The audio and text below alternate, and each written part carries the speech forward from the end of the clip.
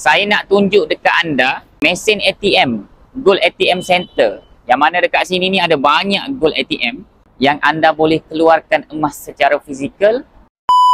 Okey, sekarang ni saya berada di Menara Public Gold. Betul-betul sebelah Jalan Tun Razak. Kalau tuan-tuan tengok dekat sini ni, ni laluan utama Jalan Tun Razak. So building Menara Public Gold ada di belakang ni. Tinggi ya dekat atas. So sekarang ni, untuk video kali ni, saya nak tunjuk dekat anda mesin ATM, Gold ATM Center. Yang mana dekat sini ni ada banyak Gold ATM yang anda boleh keluarkan emas secara fizikal melalui akaun Emasgate Public. Kalau anda nak tengok, jom saya bawa. Okay.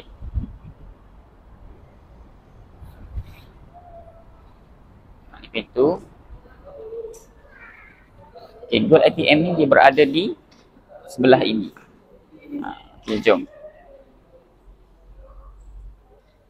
Okay, dekat belakang saya ni, ini adalah Gold ATM. Macam center Gold ATM. Dalam ni anda boleh tengok kita ada berapa biji ATM.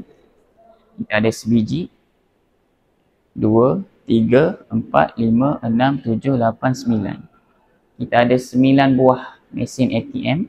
9, 10. Sini ada satu lagi. Jadi apa yang anda boleh buat dekat sini? Anda boleh keluarkan emas fizikal. Nak keluarkan apa boleh tengok. Nak keluarkan item yang durian pun boleh juga keluarkan. Jadi dekat Public Gold hari ni sangat senang untuk anda keluarkan emas secara fizikal. Kalau anda nak saya bantu, berada di bawah bimbingan Cikgu Ridwan, anda boleh kontak saya, tekan sahaja link di bio.